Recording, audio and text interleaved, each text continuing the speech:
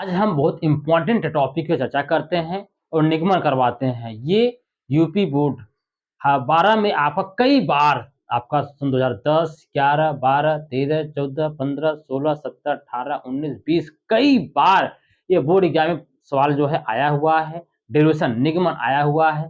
कैसे करेंगे, किस प्रकार करेंगे, इसको आप समझिए, हम आपको समझाने का प्रयास करेंगे। ध्यान दीजिएगा, कुछ चीजें इसमें आया है। इलेक्ट्रिक फ्लक्स, विद्युत फ्लक्स के बारे में आया है। गॉस थ्योरम सबसे इंपॉर्टेंट बोर्ड एग्जाम के लिए है। गॉस थ्योरम के एप्लीकेशन अनुप्रयोग कई बार बोर्ड एग्जाम में तो हमेशा, जब से बोर्ड एग्जाम चला तब से ये गॉस थ्योरम के प्रयोग और गॉस थ्योरम हमेशा आते हैं। चलिए हम ध्यान देते हैं इस पर। कुछ चीजें इसमें थोड़ा सा बातें हैं जो आपको बाहरी बताना जरूरी है। जैसे आपका नाम आता है कि इलेक्ट्रिक फ्लक्स, विद्युत फ्लक्स, एक वर्ड यूज इसमें आएगा, थोड़ा सा चर्चा कर लेते हैं। इलेक्ट्रिक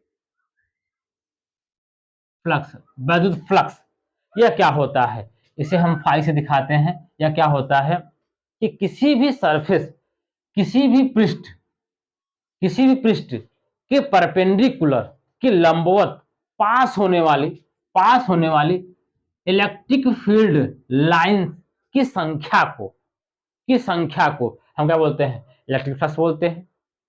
किसी भी सरफेस के परपेंडिकुलर, लंबवत पास होने वाली इलेक्ट्रिक फील्ड लाइंस की संख्या को हम क्या कहते हैं, विद्युत फ्लक्स कहते हैं। और इसमें जो इलेक्ट्रिक फ्लक्स होता है वह होता है E vector dot A vector. जो एरिया लेते हैं, एरिया सदैव हम कैसा लेते हैं, नॉर्मल लेते हैं, अभिलंबवत लेते हैं। एरिया जैसे आपका कोई भी हम आपको बता देते हैं, ये आपका है, ये पृष्ठ है। इस पृष्ठ का जो आपका जो एरिया होगा वह बिल्कुल लंबवत होगा, पृष्ठ के लंबवत आपका होता है एरिया नॉर्मल। हमेशा पृष्ठ के अभिलंबवत लेते हैं। तो आपका ये मान लेते हैं कि इलेक्ट्रिक फील्ड आपकी ऐसी है, एरिया नॉर्मल, हमेशा एरिया आपका हमेशा आउटवर्ड, बाहर की ओर लेंगे। ये आपका थीटा एंगल पर है, तो जो फ्लक्स होता है वह E A cos थीटा होता है। तो इलेक्ट्रिक फ्लक्स के बारे में आप समझ लीजिए कि भाई किसी भी सरफेस के परपेंडिकुलर पास होने वाली इलेक्ट्रिक फील्ड लाइंस की संख्या को हम क्या बोलते हैं, विद्युत फ्लक्स बोलते हैं। अब आते हैं गॉस थ्योरम के पर आते हैं। गॉस थ्योरम क्या बोल रहा है ये समझ लीजिए।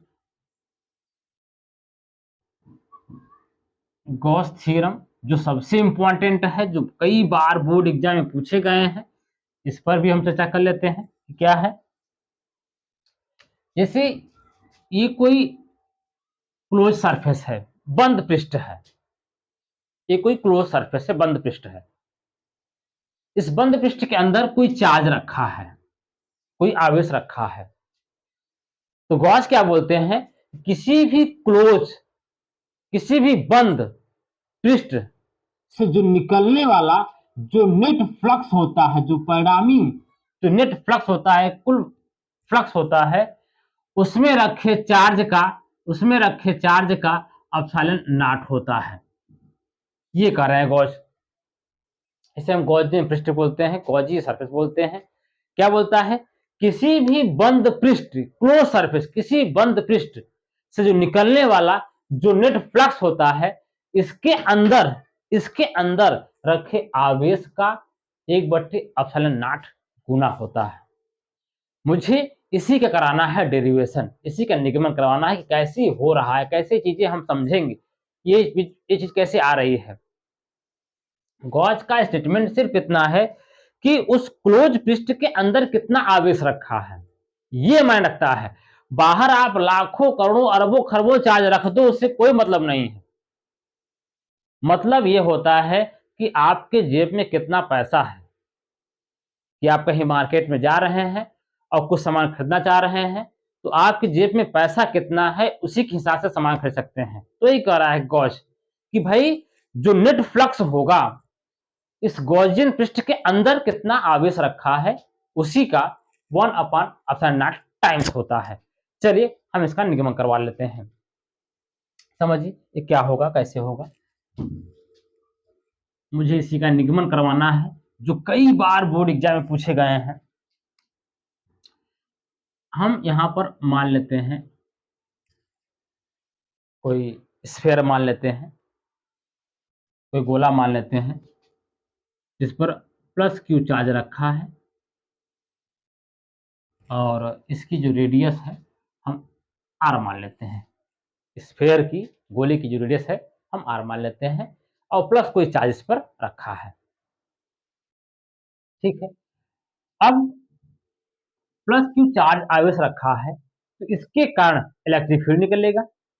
अब इलेक्ट्रिक फील्ड की जो डायरेक्शन होगी, जो दिशा होगी, हमेशा बाहर की ओर होगा, आउटवर्ड होगा, आउटवर्ड होगा। तो इलेक्ट्रिक फील्ड आपका ऐसे निकलेगा, ऐसे निकलेगा, ऐसे निकलेगा, ऐसे निकलेगा, ऐसे निकलेगा, ऐसे निकलेगा। ये इलेक्ट्रिक फील्ड निकल रहा है आपका, एक इलेक्ट्रिक फील्ड ऐसे निकलेगा, ये इलेक्ट्रिक फील्ड निकल रहा है। तो जो फ्लक्स होता है, जो फाई होता है, वह E vector dot A vector होता है। और यहाँ पर जो एरिया लेंगे, जो क्षेत्रफल लेंगे, वो नॉर्मल लेंगे, विलंबवत लेंगे। इस चीज को ध्यान रखना है। एरिया सदैव आजीवन ताउम्र हम बाहर क्यों लेते हैं, आउटवर्ड लेंगे। ठीक है, यहाँ पर हमें देखते हैं कि इलेक्ट्रिक फील्ड भी आपकी इधर है, और एरिया नॉर्मल भी आपका इधर है। इलेक्ट्रिक फील्ड भी इधर है, एरिया नॉर्मल भी इधर है। दोनों के बीच में जो कोण बन रहा है वो कितना बन रहा है, 0 बन रहा है। तो इसे हम देखेंगे, आपका ई ए कॉस 0, और कॉस 0 का मान तो पूरा देश जानता है, पूरा देश जानता है, और आप भी जानते हैं कितना होता है, 1 होता है ई ए। ये हो गया। अब मुझे निकालना है कितना फ्लक्स पास हो रहा है।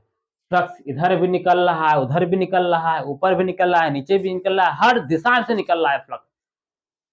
तो क्या करेंगे भाई, पहले हम छोटा सा निकालते हैं फ्लक्स, उसके बाद हम समाकलन कर देंगे, मुझे सब मिल जाएगा आपका।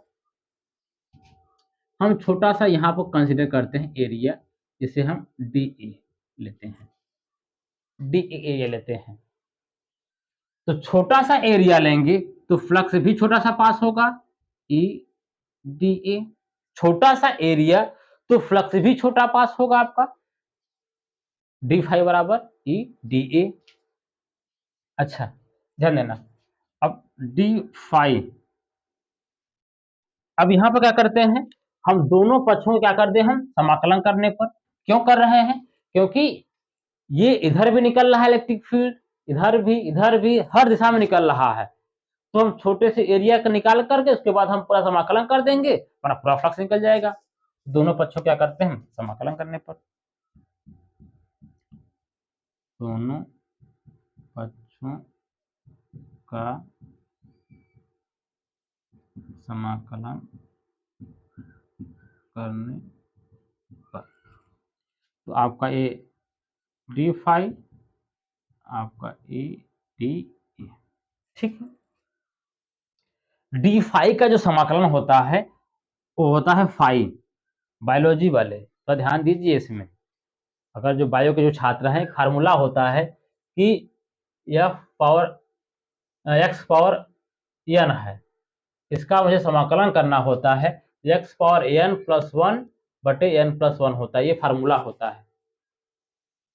अब ये बात जिसको जिसको नहीं समझ में आ रही है कि डी फाइव का समाकलन फाइव होगा, कैसे होगा, कमेंट करिए, हम आपको बता देंगे। कमेंट करिए तब। बाकी आप रिवीजन कर रहे हैं तो आप लोग जानते हैं, इसीलिए हम इस पर नहीं चर्चा कर रहे हैं। इलेक्ट्रिक फील्ड आपकी कांस्टेंट है, यहां तक की जो इलेक्ट्रिक फील्ड है, आर डिस्टेंस तक, इसके पृष्ठ तक, वो तो हर जगह कांस्टेंट है। अब कांस्टेंट बाहर निकल गया, आपका एक डी ए, एक क्लोज सरफेस है, क्लोज सरफेस, बंद पृष्ठ। तो यहां पर आपका हो जाएगा फाई ई, ई का मान कितना होता है, 1/4 पाई एप्सिलॉन नॉट आर। यहाँ पर हम आर लेते हैं, यहाँ पर हम आर स्क्वायर इंटू इसका इसका हम समाकलन करेंगे एरिया का, पूरे एरिया का करेंगे तो जो गोले का जो एरिया होता है वह 4 पाई आर स्क्वायर होता है। अच्छा, अब इलेक्ट्रिक फील्ड आपको जानकारी है, आपका यहाँ पर क्यू भी रहेगा 1/4 क्यू बटे आर स्क्वायर इंटू भाई इलेक्ट्रिक फील्ड का मान होता है 1/4 क्यू बाई ये दूरी आर स्क्वायर, ये इलेक्ट्रिक फील्ड का मान होता है। तो ये 4 पाई आर स्क्वायर कट गया, तो फाई बराबर क्या बचा आपका 1/0 क्यू। देख रहे हो कि नहीं देख रहे हो, ये है बहुत सिंपल निगमन है, कोई टफ निगमन नहीं है, अगर आप समझेंगे तो समझ में आ जाएगा। इसमें आपको फ्लक्स के बारे में बताया दिया गया है कि फ्लक्स क्या होता है, किसी भी सरफेस किसी भी पृष्ठ के परपेंडिकुलर के लंबवत पास होने वाली इलेक्ट्रिक फील्ड लाइंस की संख्या को क्या बोलते हैं, तो फ्लक्स बोलते हैं। अब मुझे फ्लक्स गणना करना है। गॉस ने क्या बोला, गॉस ये बोल रहे हैं कि भाई किसी भी क्लोज सरफेस से, किसी बंद परिपथ से, पृष्ठ से जो निकलने वाला जो फ्लक्स होता है, इसके अंदर रखे आवेश का 1/0 होता है। अब मुझे इसी का निगमन करवाना था, इसी प्रूव करवाना था कि भाई क्या होगा, तो फाई बराबर D E vector dot A vector, आपका एरिया हम सतह आउटवर्ड बाहर लेंगे, एरिया नॉर्मल हम लेते हैं, तो आपका दोनों ई और ई के बीच में एंगल आपका 0 बन रहा है, तो ई आपका हो गया। अब हम छोटा सा मान हम कंसिडर करते हैं कि डी ए आपका छोटा सा एरिया है, तो जब डी ए छोटा सा एरिया है तो फ्लक्स भी आपका छोटा होगा। जब फ्लक्स छोटा होगा तो हम क्या करते हैं, सबका समाकलन कर देंगे, वो काम हो जाएगा। दोनों पक्षों का हम समाकलन कर देंगे तो आपका ये होगा, साइक्लिक समाकलन कर देते हैं, इसका समाकलन फाई हो जाएगा। इलेक्ट्रिक फील्ड इंटेंसिटी क्योंकि इतने पर हर जगह कांस्टेंट है, तो कांस्टेंट बाहर हो गया, आपका ये हो गया, तो फाई बराबर 1, इसका मान है 1/4 क्यू बाई आर स्क्वायर हो जाएगा, और डी ए का आपका 4 पाई आर स्क्वायर कट जाएगा, आपका ये बच गया। तो मुझे यही प्रूव करवाना था, ये समझाना था आपको। आपको वीडियो कैसा लगा आप कमेंट करिए, आप इसे अधिक से अधिक आप इसे शेयर करिए, ये बोर्ड एग्जाम में सबसे इंपॉर्टेंट कई बार आया हुआ है। इसके बाद हम एप्लीकेशन भी प्रूव करवाएंगे आपको।